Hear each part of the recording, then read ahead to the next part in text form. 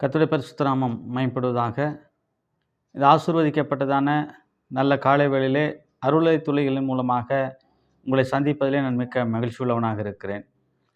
இன்றைக்கும் கூட வேதத்திலிருந்து சில காரியங்களை கற்றுக்கொள்ள தேவனாகிய கர்த்தர் நமக்கு கிருபை செய்வாராக. நாம் வாசிப்போம். எபிரேயருக்கு எழுதின நிருபம் 12ஆம் அதிகாரம் முதல் வசனத்தை வாசித்து நாம் தியானிப்போம். எபிரேயருக்கு எழுதின நிருபம் 12ஆம் அதிகாரம் முதல் வசனம். ஆகையால் மேகம் போன்ற இத்தனை திரளான சாட்சிகள் நம்மை சூழ்ந்து கொண்டிருக்க, பாரமான யாவற்றையும் நம்மை சுற்றி நெருங்கி நிற்கிற பாவத்தையும் தள்ளிவிட்டு, விசுவாசத்தை துவக்குகிறவரும் முடிக்கிறவருமாய் இருக்கிற இயேசுவை நோக்கி நமக்கு நியமித்திருக்கிற ஓட்டத்தில் பொறுமையோடே ஓடக்கடவோம்.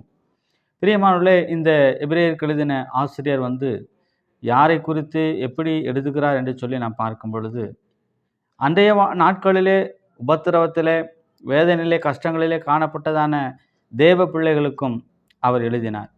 ஆனால் இது ஒரு பொதுவான நிருபமாய் காணப்படுகிறது. ஏனென்றால் இன்றைக்கு வாழக்கூடிய, அதாவது விசுவாச பாதையிலே ஓடிக்கொண்டிருக்கிற நமக்கும் இது பொருந்தக்கூடியதாய் காணப்படுகிறது. இங்கே சொல்லக்கூடிய இந்த காரியம் என்னவென்று சொன்னால்,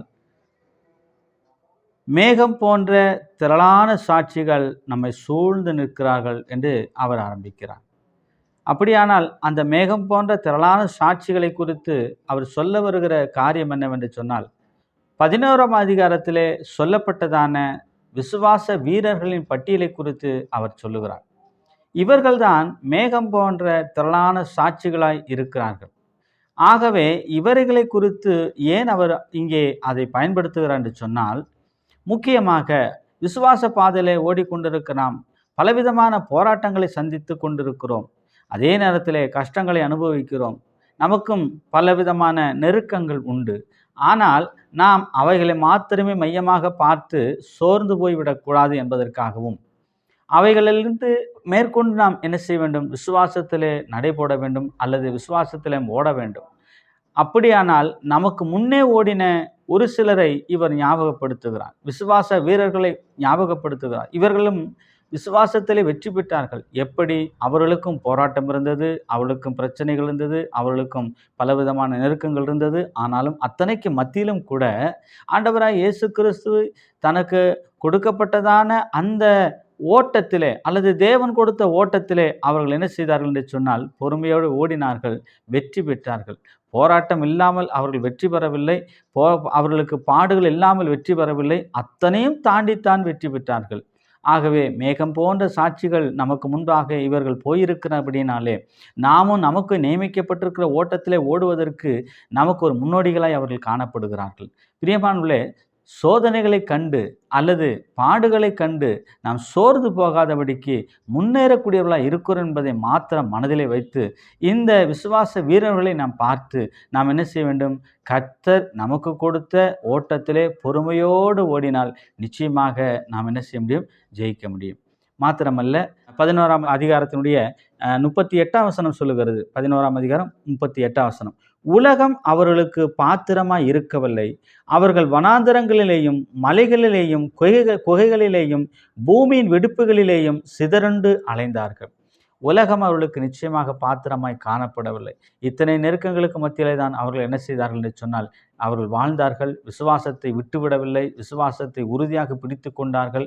விசுவாசத்திற்கு ஏற்ற அந்த நம்பிக்கையோடு கூட அவர்கள் காணப்பட்டார்கள். இதுதான் அவர்களுடைய வாழ்க்கையில் காணப்பட்டதான அந்த காரியமாய் காணப்படுகிறது. ஆகவே இவர்களுக்கு தேவன் உதவி செய்தபடினாலே, இவர்களை வெற்றி பெற செய்ததினாலே, அதே வல்லமையின் தேவனாகிய கர்த்தரை விசுவாசிக்கிற நாமும் கூட வெற்றி பெற முடியும் என்பதற்கு இது ஒரு முன்னுதாரணமாக காணப்படுகிறது. ஆகவே அவர்களுக்கு வந்த சோதனை நமக்கு இன்றைக்கு வரவில்லை. ஆனாலும் ஒரு சில பாடுகள், நெருக்கங்கள் நமக்கு உண்டாயிருக்கிறது. அவர்களை விட மேலான நிலைமையில தான் நாம் இன்றைக்கு விசுவாசத்திலே ஓடிக்கொண்டிருக்கிறோம். அப்படியானால் நம்முடைய விசுவாசத்தின் தன்மை இன்றைக்கு எப்படி இருக்கிறது என்பதை நாம் பார்த்து என்ன செய்ய வேண்டும்? செயல்பட வேண்டும். மாத்திரமல்ல, இப்படிப்பட்ட இந்த வல்லமையின் தேவனாகிய கர்த்தரை எபிரேயர் 12ஆம் அதிகாரம் அதனுடைய 2ஆம் வசனத்திலே பார்க்கிறோம். அவர் தமக்கு முன் வைத்திருந்த சந்தோஷத்தின் பொருட்டு அவமானத்தை எண்ணாமல் சிலுவையை சகித்து தேவனுடைய சிங்காசனத்தின் வலது பார்சத்தில் வீற்றிருக்கிறார். இது ஆண்டவராக இயேசு கிறிஸ்துவை குறிக்கக்கூடிய ஒரு வார்த்தையாய் காணப்படுகிறது. இயேசு கிறிஸ்து இந்த உலகத்திலே பாடுகளோடு கூடத்தான், நெருக்கங்களோடு கூடத்தான் அவரும் வாழ்ந்தார். சிலுவை சகித்தார். சிலுவைக்கு நேராக கடந்து போக வேண்டியதாக இருந்தது. மரணத்தை ருசி பார்க்க வேண்டியதாக இருந்தது. அவர்களுக்கு அவமானம் வந்தது, அவருக்கு நிந்தனை வந்தது என்று சொல்லி பார்க்கிறோம். ஆனால் சகலத்தையும் வெற்றி பெற்று தேவனுடைய வலது பாரசத்தில் இன்றைக்கு வீற்றிருக்கிறார். இயேசு கிறிஸ்துவும் கூட இந்த பாடுகளின் வழியாகத்தான் கடந்து போயிருக்கிறார் என்பதை நமக்கு நினைவூட்டப்படுகிறது. அப்படியானால் நாமும் கூட இந்த உலகத்திலே பாடுகள் இல்லாத ஒரு விசுவாச வாழ்க்கை இல்லை என்பதை நாம் என்ன செய்யணும், புரிந்து கொள்ள வேண்டும். அது மாத்திரமல்ல, அப்படிப்பட்ட நமக்கு முன்னோடியாய் காணப்பட்ட ஆண்டவராகிய இயேசு கிறிஸ்துவும் பரிசுத்தவான்களும் மேகம் போன்ற திரளான சாட்சிகளாய் நமக்கு முன்பதாக காணப்படுகிறதுனாலே நாம் செய்ய வேண்டிய வேலை என்ன? இந்த புதிய ஆண்டை துவக்கின நம்முடைய தேவனாகிய கர்த்தர், இந்த வருஷத்தில் பிரவேசிக்க செய்த தேவனாகிய கர்த்தர் எப்பேற்பட்ட பாடுகளையும், எப்பேற்பட்ட நிந்தனைகளையும், எப்பேற்பட்ட சூழ்நிலைகளையும் நாம் உதறி தள்ளிவிட்டு நமக்கு நியமிக்கப்பட்டிருக்கிற ஓட்டத்திலே நாம் பொறுமையாய் ஓடி லக்கை அடைவதற்கு தேவன் நமக்கு போதுமான கிருபைகளை தருவார் என்பதிலே சந்தேகமில்லை. அதனுடைய 12ஆம் அதிகாரம் 4ஆம் வசனம் சொல்லுகிறது, ஆகையால் நீங்கள் இளைப்புள்ளவர்களாய் உங்கள் ஆத்துமாக்களில் சோர்ந்து போகாதபடிக்கு நமக்கு விரோதமாய் தாமாய் பாவிகளால் செய்யப்பட்ட இவ்விதமான விபரீதங்களை சகித்த அவரையே நினைத்து கொள்ளுங்கள். பிரியமானவர்களே, நாம் சோர்ந்து போகாதபடிக்கு அவரை நினைத்து கொண்டு ஓட வேண்டியது நம்முடைய கடமையாக காணப்படுகிறது. அப்பேற்பட்ட விசுவாசத்தை துவக்கின தேவன் விசுவாசத்தை முடிக்கிறவருமாய் இருக்கிறார் என்பது எவ்வளவு நிச்சயமான ஒரு காரியமாய் காணப்படுகிறது. ஆகையினாலே நாம் இந்த உலகத்திலே போராட்டத்தை சகித்து, நமக்கு வரக்கூடிய நிந்தனைகளை சகித்து ஓடுவதற்கு போதுமான பலனை அவர் தருகிறார். அவருடைய அத்தனை பாடுகளும் நமக்கு முன்பாக இருக்கிறபடினாலே நமக்கு அது ஒரு உற்சாகத்தையும் ஊக்கத்தையும் கொடுக்கக்கூடியதாய் காணப்படுகிறது. ஆகவே நமக்கு நியமிக்கப்பட்டிருக்கிற ஓட்டத்திலே நாம் பொறுமையோடு ஓடி நம்முடைய இலக்கை அடைவதற்கு தேவன் நமக்கு உதவி செய்வார் என்கிற விசுவாசத்தோடு நாம் கடந்து போவோம்.